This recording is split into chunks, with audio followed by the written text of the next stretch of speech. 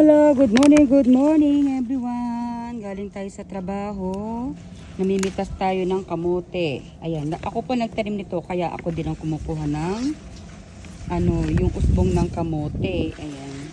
Tinim ko siya ng 2 months ago. So, ayan na po ang kanyang yung kanyang talbos. Nakakatuwa lang kasi nga, sabi nga, pag may tinanim, may aanihin. So, inaani ko na po yung aking talbos ng kamote. Dahil ako naman po ang nagtanim nito, kaya malakas ang loob ko na ako ang pipitas din. So, hindi lang naman ako pumipitas nitong kamote na to kasi marami rin naman kami dito na pinakuha ko rin sa mga kasama ko. Sayang nga naman kasi yung kamote. Pag hindi mo pindat kasi, maano lang yan, tumitigas. Kaya sabi ko sa mga kasama ko, pag gusto nyo kumuha kayo ng talbos kasi sayang naman kung natin tatalbusan. Maninigas lang yun. So, ang gagawin ko kasi, magluluto ako ng talbog-talbog. Wala po akong bagong, ang ilalagay ko lang ay asin. Kaya po, kumuha ako ng talbos ng kamote.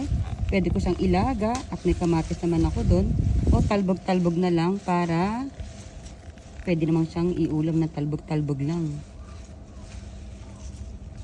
Ayan, so guys, ayan, ito pong aking nakuha sa ating kamote.